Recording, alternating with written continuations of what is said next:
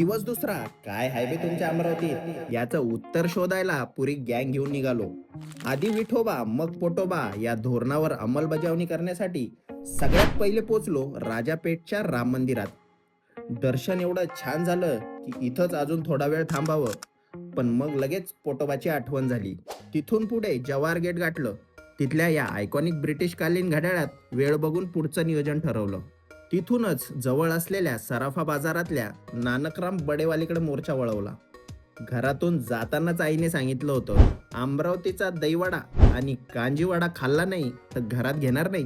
जसा पहिला घास घेतला तसा पोटातल्या कावळ्यांनी आवाज दिला, भावा हेच काय ते सुख रे. आंबा गेट ओलांडून एका अशा ऐतिहासिक जागेवर पोचलो जिथं भगवान श्रीकृष्णाने विदर्भात सगळ्यात आधी पाय ठेवला होता. श्रीकृष्णाच्या दर्शनाने मन एकदम तृप्त होऊन गेलं.